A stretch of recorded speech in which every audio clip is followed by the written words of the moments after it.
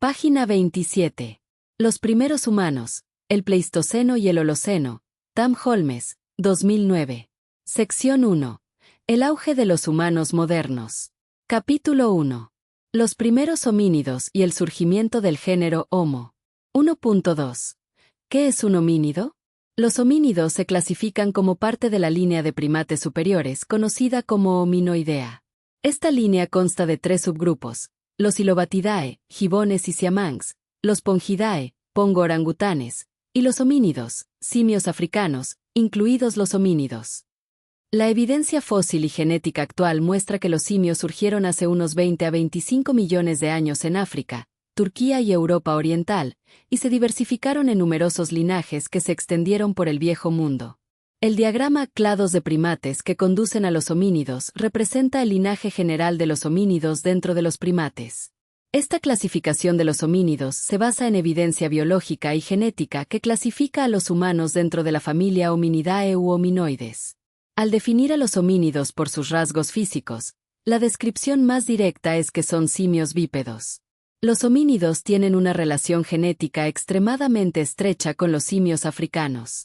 Cerebros grandes, vida social, un largo periodo de gestación y una infancia prolongada son características presentes en cierta medida en primates no humanos y en humanos. Para determinar cuáles de los simios están más estrechamente relacionados con los humanos, fue necesario comparar los genomas de humanos y chimpancés. La publicación en 2005 del genoma del chimpancé por parte del grupo de investigación Chimpanzee Sequencing and Analysis Consortium reveló que la composición genética de los humanos difiere solo un 2,7% de la de los chimpancés, lo que los convierte en nuestros parientes más cercanos entre los grandes simios. TV escribe: solo una diferencia genética de 2,7% entre humanos y chimpancés provoca tremendos cambios en las formas de vivir sobre la Tierra. Y entre más avanzado está el cerebro, más peligroso se vuelve el animal contra sí mismo. El destino de la especie se esconde en un margen mínimo. Apenas un 2,7% de diferencia genética separa al humano del chimpancé, y sin embargo esa grieta abrió mundos enteros. El cerebro humano, más vasto y complejo, levantó ciudades, inventó dioses y diseñó máquinas que rozan lo divino y lo destructivo. Pero cuanto más se expande esa inteligencia, más se multiplica el riesgo. El animal que domina la Tierra también inventa formas de aniquilarla. Así, la evolución no es solo un triunfo, sino una paradoja. El mismo fuego que ilumina puede consumir al que lo encendió. El autor escribe: el estudio de la genética evolutiva a veces afecta la forma en que se clasifican los organismos. Estudios moleculares recientes sobre la evolución genética de los antropoides han provocado un cambio en la terminología utilizada para describir a los humanos y a sus ancestros más inmediatos. Anteriormente, el término homínido se utilizaba para describir a todos los gorilas, chimpancés y humanos.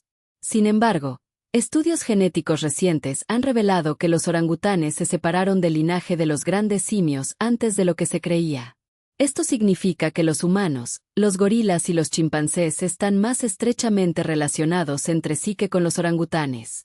Para su clasificación, los hominoides se dividieron en 2 subgrupos: los Pongidae, orangutanes, y los Homininae, gorilas, chimpancés, humanos y sus ancestros. Además, el término homínido se reserva exclusivamente para los humanos y sus ancestros desde el momento de su divergencia de los demás grandes simios. Por lo tanto, ahora se denomina homínidos a los humanos y sus ancestros. Piénsalo. El sombrío descubrimiento de un eslabón perdido. La teoría de la evolución por selección natural de Charles Darwin, publicada por primera vez en 1859, desató un revuelo de debates e investigaciones científicas. En sus propios escritos, Darwin especuló que si se encontraran los restos fósiles de un humano ancestral, probablemente exhibirían una combinación de rasgos simiescos y humanos. Por ejemplo, un cerebro especialmente grande en un cráneo simiesco. La base de Darwin para pensar así fue la estrecha asociación que él y otros observaron en el desarrollo de los grandes simios y los humanos. Por lo tanto, la búsqueda del llamado eslabón perdido se inició en instituciones científicas y en la prensa popular de la época. A principios del siglo XX, aún no se habían descubierto muchos fósiles de posibles humanos primitivos. De los pocos restos que se habían descubierto en Europa y Asia, ninguno se acercaba a cumplir los requisitos de un eslabón perdido. Es en este punto que esta historia científica comienza a desviarse. Muchos cazadores de fósiles de renombre comprendieron la importancia de mantener la objetividad en su trabajo de campo y dejar que sus hallazgos fósiles hablaran por sí mismos. Otros, sin embargo, estaban impulsados por el deseo de encontrar un eslabón perdido que encajara perfectamente en el rompecabezas de Darwin y proporcionara una prueba clara de la descendencia de los humanos de los simios. Fue en este contexto histórico que el anuncio del hombre de Piltdown causó gran sensación en el año 1912. Revelado por el geólogo aficionado Charles Dawson, 1864 a 1916, en una reunión de la Sociedad Geológica de Londres, el espécimen original consistía en varios fragmentos de cráneo y parecía ser notablemente antiguo. Dawson afirmó haber recibido los fragmentos de los trabajadores de la gravera de Piltdown en Sussex, Inglaterra. Dawson obtuvo el apoyo entusiasta del geólogo Arthur Smith Woodward, 1864 a 1944, del Museo Británico, y ambos regresaron a la gravera junto a la carretera para buscar más fósiles. Sorprendentemente, encontraron fragmentos adicionales de cráneo y piezas de la mandíbula inferior que parecían formar parte del mismo espécimen. El entusiasmo por el descubrimiento creció rápidamente, y Dawson consiguió apoyo institucional adicional para su afirmación, por parte de los científicos británicos Arthur Keith, 1866 a 1965, y Grafton Elliot Smith, 1871 a 1937. Dawson bautizó el espécimen como Eoanthropus dawsonoi, el hombre del amanecer de Dawson, en su honor, una muestra de mala educación en círculos científicos que debería haber hecho sonar las alarmas en todas partes. Lo que Dawson y sus colegas habían anunciado era nada menos que el cráneo perfectamente concebido de un eslabón perdido, una criatura de gran cerebro, similar a un simio, mitad humano y mitad simio.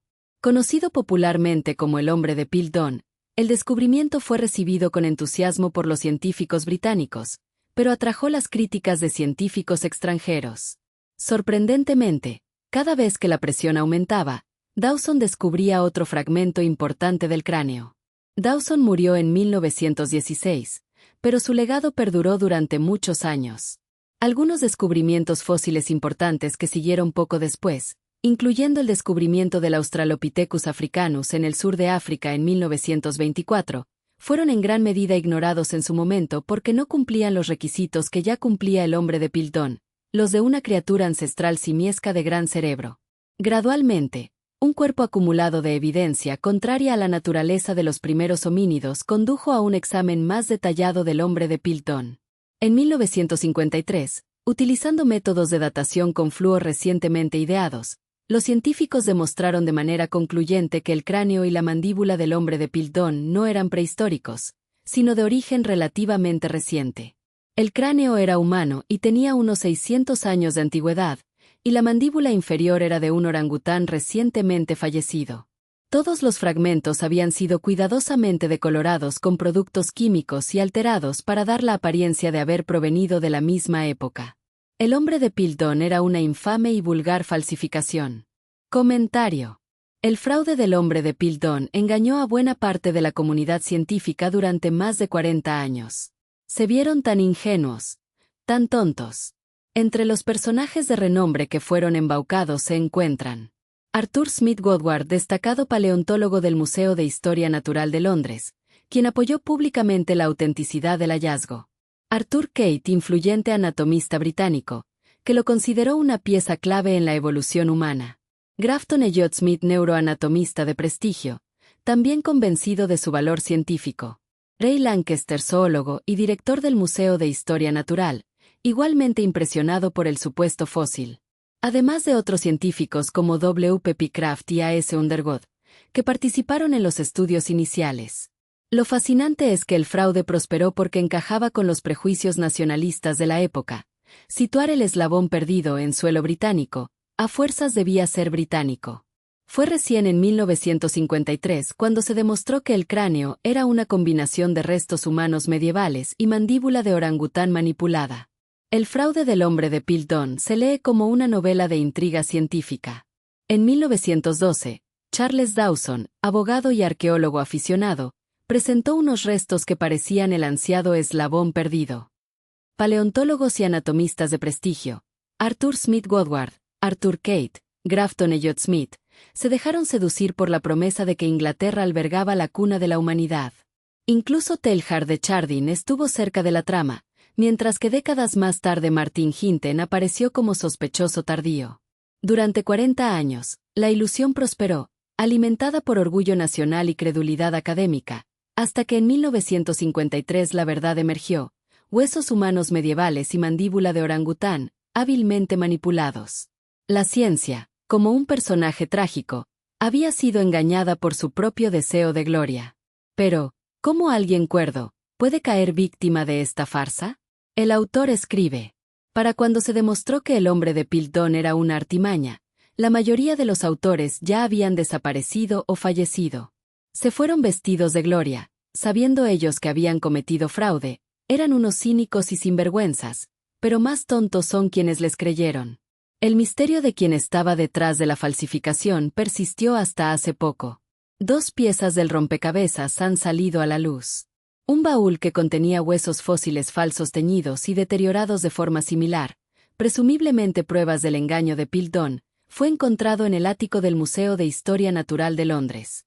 El baúl pertenecía a Martin Hinten, conservador de zoología del museo en la época del engaño.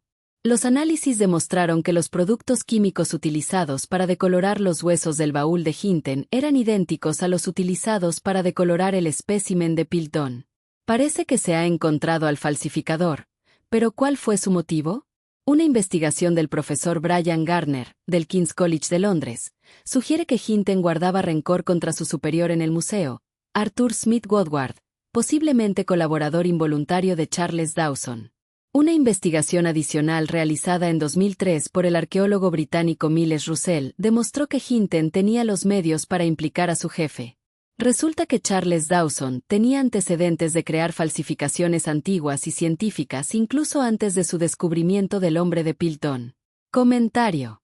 El caso de Martin Hinten dentro del fraude del hombre de Piltdown es más bien un misterio añadido que una confesión clara.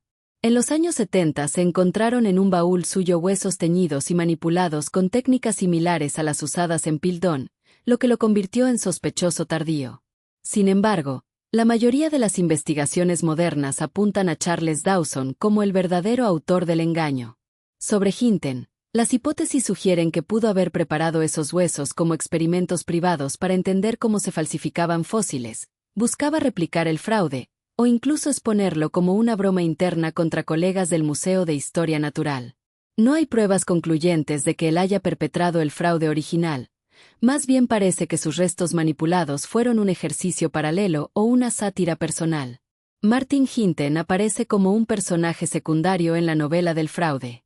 Sus huesos teñidos, hallados décadas después, parecen más el vestigio de un ensayo o de una burla que de un crimen científico. Tal vez quiso demostrar cómo era posible engañar a los expertos, hacer mofa de ellos, exponiendo sus debilidades, o quizás se divertía replicando la técnica. Pero la trama principal sigue apuntando a Dawson, el ambicioso aficionado que buscaba gloria. Hinten, en cambio, queda como el eco de un fraude, un espectro que añade misterio, pero no resuelve la intriga. Página 33.